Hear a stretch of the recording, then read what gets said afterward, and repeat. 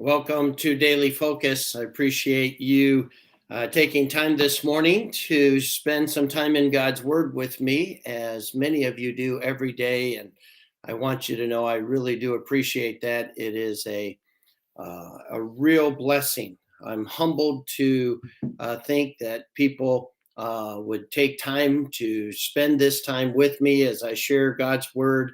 And I hope that it is as much a blessing to you as it is to me. 2 Corinthians chapter 11 is a really interesting chapter, and it's really filled with Paul defending himself against these onslaughts of attacks. And it's unfortunate that people would be put into this position, let alone somebody that was being such greatly used of the Lord would come under such false attacks and be insinuated as being the problem rather than being someone that God was using at this level. But he basically is talking about there's just no sense in us comparing our resumes. There's no sense in us glorying in our flesh. There's no sense in us trying to build our credibility in our own doing. He said, we are who we are because of Christ. We do what we do because of Christ. We are motivated to accomplish what it is God's called us to do because of Christ and our love for him. And yet Paul in this passage is going to say, you want to know about bondage, you want to know about beating, you want to know about abuse, you want to know about persecution. Well, let me just tell you, I get it. I have experienced all of that. I know what it is to be thrown into prison. I know what it is to be hit in the face. I know what it is to be have rocks thrown at you. I know what it's like to have your life threatened. I know what it's like to be persecuted and hauled into court on false charges. I know what all of that is. And then he concludes this chapter with just a little blurb of something that people did for him. He says in verse number 33, and through a window in a basket was I let down by the wall and escaped his hands. Talking about in Damascus, the governor under Artatus was trying to capture him and was going to imprison him, maybe even kill him. And there was a group of fellow Christians, I would say probably men, and they let him down in a basket through a window so that he could escape. And we thank God for God's deliverance. We thank God for direction and wisdom that he gave and sparing Paul's life. But I think sometimes we miss the importance of certain roles. We get the importance of the Apostle Paul. We understand what Paul was trying to accomplish.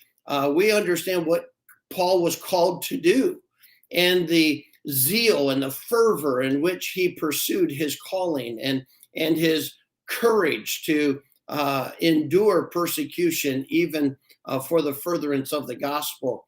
But sometimes we miss that there were some really important people that do not get any credit. Their names are not listed. We have no idea who they were, how many there were.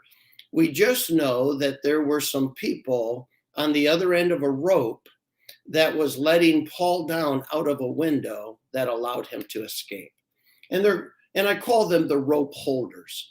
And I think that in any situation, whether it's a business, whether it's a church, whether it's families, you have people that tend to get the limelight. They tend to be the people that are front and center, like the Apostle Paul. They tend to be the leaders that are directing the ship in whatever arena that they're doing. But there are people who are absolutely necessary, or the person who's getting the attention would never be able to do what they do. They would never be able to accomplish what it is that they accomplish. And I've simply referred to them as rope holders. And I think that sometimes may be the person that I'm talking to this morning. You may come every morning to watch these, and you learn from the principles of God's word, and you're able to experience a devotional life. Maybe you use these with your families, and they're a help to all of us. And you sometimes wonder, well, what part do I have in the big picture? Well, let me encourage you. There is a very significant role for rope holders. The people who get the attention, the people who are out front, and the people who are called by God to carry some of the load that gets noticed, could not do what they're doing if there were not people holding the ropes. And I just want to say, I thank God for all of those at Faith Baptist Church who are rope holders, that allow myself and the staff and others to be able to do what they do, because you're holding the ropes. You're doing your part. It may not be as noticed. People may not get to know your name.